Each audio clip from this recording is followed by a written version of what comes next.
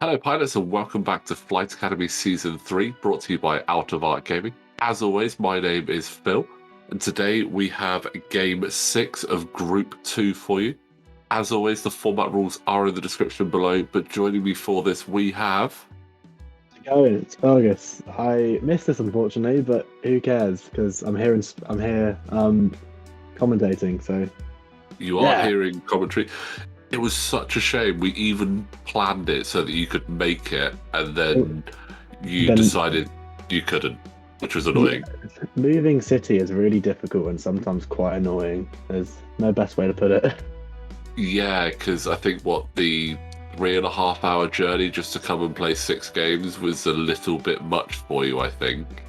Well, I mean, I could have taken the 5.5-hour train, but you know, it could have. But anyway, we've got you here for the commentary, so that is all that counts. I'm here for the important bits. That's what matters.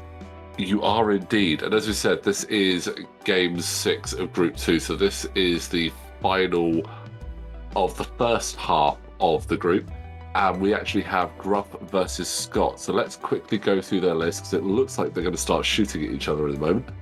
So on the left we have Gruff. He is running Darth Vader in the X1 with fire control system and afterburners. Short and sweet. That took a long time to go through in comparison to some. Well, on the Rebel side, we have Scott with jet porkins with Daredevil, proton torpedoes, R5D8, spare parts canister, and the S-foils. Really good fun build, that. That's just, I mean, it's Jack at his finest. Can I get myself stressed? Can I shoot 4 dice? Yeah. And if in doubt, I can heal myself, so... Absolutely, and I'm just going to run through a couple of those upgrades because they're ones that we don't see very often, and I know that people in the comments have said, can we talk about the upgrades? So most of the upgrades on the table are fairly common. We see them a lot. Fire control, Daredevil, S-foils, proton torps. The two that are probably the most unique here are R5D8 and spare parts canister, I think. Well, R5D8 is pretty simple because he's just the R5 astromech with an extra charge. Yeah, absolutely. So he is pretty straightforward, but his combination with Jack of I've done a stress, I'm going to remove it, roll a dice, and potentially hurt myself, but then use R5D8 to get it back, and you can do that 3 times, is brilliant. But what I really like is the spare parts canister, which we have seen used to great effect in this. So spare parts canister modification action, spend 1 charge to recover 1 charge on one of your equipped astromech upgrade cards. So you could potentially be using R5D8 4 times, or spend 1 charge. Yep, lots of regen. Or spend 1 charge to drop 1 spare parts. Then break all locks assigned to you. And spare parts is a tiny little debris cloud that sticks out the back of you and doesn't go away either, and can be incredibly funny, as your brother actually found out in one of the earlier rounds. Yeah, it turns out if you lose your locks, it's not a good... Yeah, also if you try and K-turn behind Jack and he's done that and you land on it, that ends up not being very good at all. It's not a happy day, no. And also, just debris in 2.5. Ouch. Yeah, very painful. It's nothing more to say, yeah. It's just, it hurts. I mean, all of the obstacles nowadays are very different, but just quickly, that is a great attack there from Gruff. He's got 3 hits using fire control, turning 1 to a crit into Jack. Early good shot. And that's a shield going through, so that's not too bad. But yeah, I mean, with the obstacles, they're just... I think each of them are just as bad as each other in different ways. Obviously, with the with the asteroids potentially taking 2 damage from that, is going to be a bit painful. These gas cloud are straying and potentially ionizing yourself, but I think the debris cloud is the worst one because you're gonna get a stress straight away, and it's the only one you don't get an action off the back of. And we talk about it, and there is the spare parts canister. That's an awkward gap there for Vader.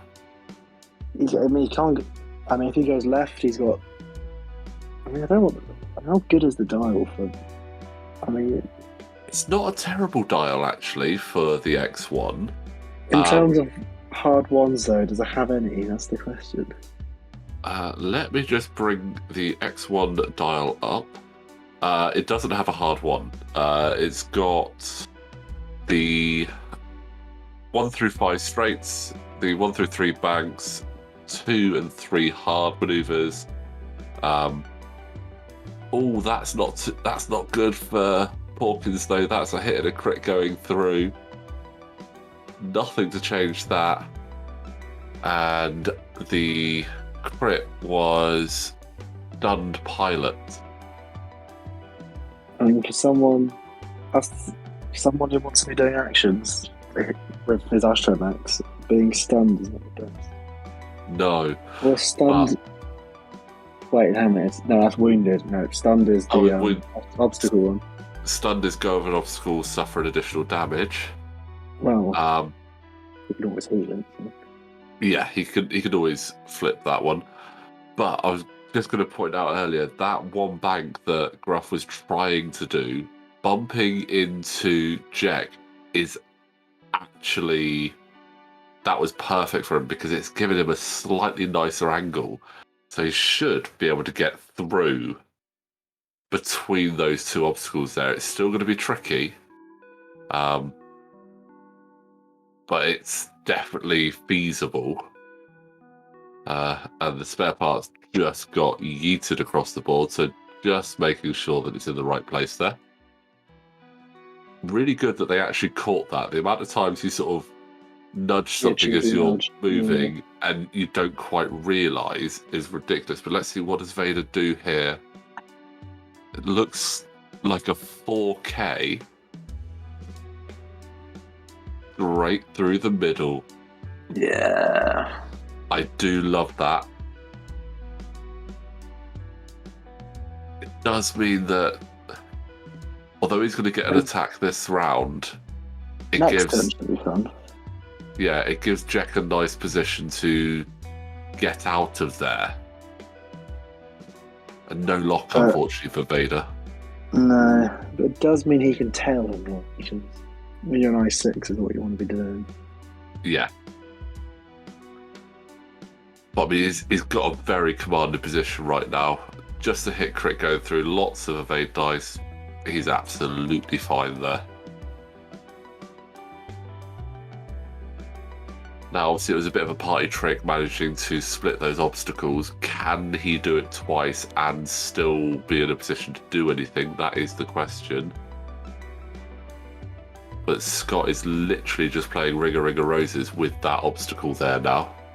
Gotta be careful though, he's putting himself into like quite a small gap coming up. Especially with Stunt Pilot. He's playing quite aggressively. Scott is quite an aggressive player when he plays, I will say that. And just pushing everybody on half health, and I mean, can heal it back, but can only heal half back, so you can only heal a maximum of 1 damage back. Even if he heals back over half, it still counts as half, so all it will do is give him a bit more survivability later. So it's still not the best thing for him. But that 3 forward was quite nice there from Vader, getting through and using afterburners. Boost. I like it. Getting himself into a bit of a nicer position there. I'd say set up a lock for later. I'd be tempted to barrel roll lock, to be honest. Because it Makes your turning circle better for next Yeah. round. He hasn't done it. He's just taken the lock, but that's still fine. I mean, he could always do a 3 He Talon. could do a three Talon or even a 3 turn and then afterburner in. Yeah. Get the extra distance. Oh, Scott is really playing it quite fine there with the obstacles. He should be all right with a 3 hard in the next one or a bank, but let's have a look. Is it the turn or the Talon? Oh, it's the turn. Oh, it is just the turn. That does surprise me a little bit there. Like I said, I think the barrel roll earlier might have been a bit better, but But he may have it would have been better if he did Talon. Because yeah, if he did Talon, he would have ended up right in front of that rock. Yeah, and he'll have a shot now. I mean, he could potentially do a Talon this turn and then afterburners off that Talon. And still do that. But where's Scott going? Is that... I think he's doing a Talon. That's close. Ooh. That 3 just swooping right round there. That's when you know. That's when you've got good spatial awareness. Yep, hurt himself. Yeah. But he is using R5D8 to get rid of that. Nice. And clearly wasn't paying very much attention. Oh no, I was paying attention when I did the overlay because I was waiting for that just to pop back up. I'll tell you what, that combination, although he's had to spend R5D8 to repair that, so that's his action. The fact that he's done a Talon roll, isn't stressed, and can do an action is actually incredible. I think that is just so good. It's very similar to, I think it's called Pork Chop, where you have Elusive and Chopper, because Elusive's after you do a red maneuver, recover the charge, and then Chopper you can spend to recover a shield. So you just have an infinite Jack Porkins, which is... I'm actually going to have a look at that now, because you wouldn't be able to do that in 2.5 builds, because I don't believe Jack doesn't get a modification. Oh, he does. Yeah, sorry, it's Talon and... So let's have a quick look. He just needs a Talon and a... Talon and Astromech, yeah, so he gets that. So I want to have a look at that, because that sounds hilarious. Oh, let's find it next week. Yeah, Elusive and Chopper. Just Elusive and Chopper. Just cheap and cheerful. One knock around. Oh, I love it. I absolutely love that. You have 11 points for either advanced or plasma torpedoes. Whatever tickles your taste buds more. Well, unfortunately, you're 1 point off taking proton torpedoes. So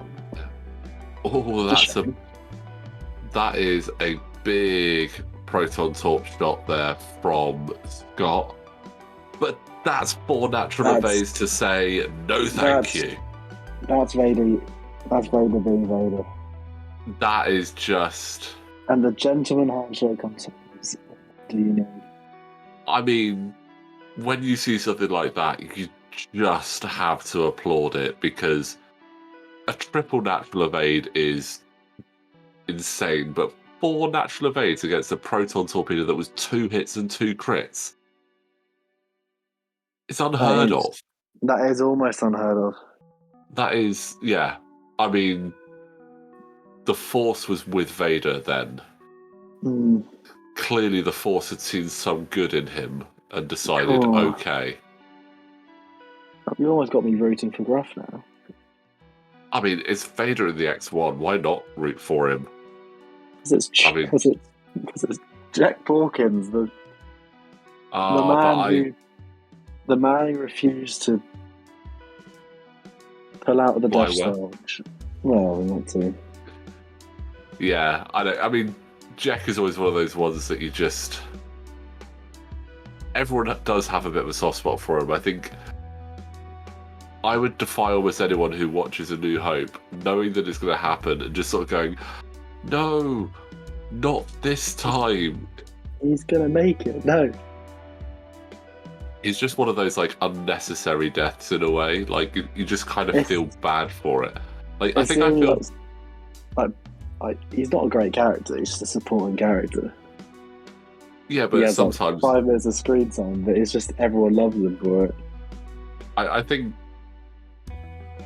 it's between Hawkins and Biggs who people get most upset with dying. Obviously, Biggs, it would have been nice for him to live be a bit longer, but if you've read the expanded universe, you get Gavin instead, and Gavin is brilliant. So yeah, if there were like, there's a deleted scene with Biggs and Luke on Tatooine.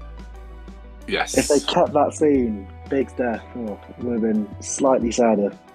Yeah, because he would have had essentially like, I think it would have been in 3 or 4 scenes in total. Because obviously he sees Luke when they're having the briefing about the Death Star as well. Yeah.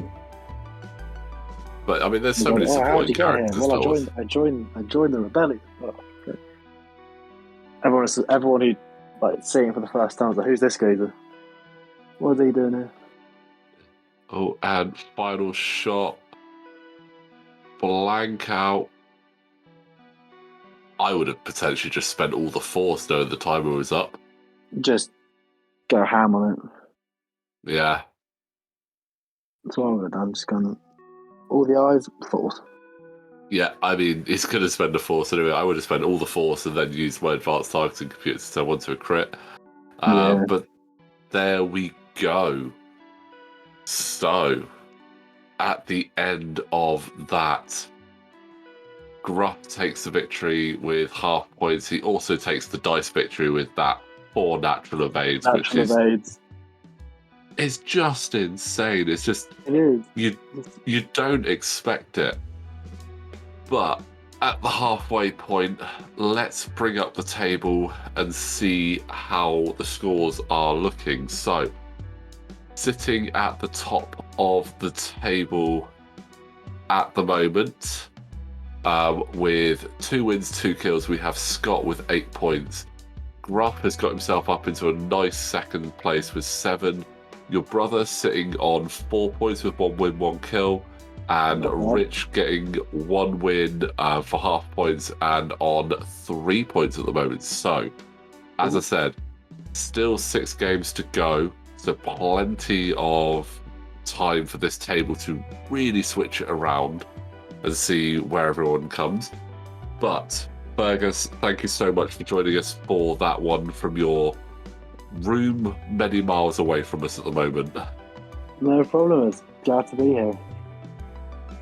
And guys, that was brilliant. So we have more action coming up very soon. So please don't forget, like the video, subscribe to the channel, and we will see you next time.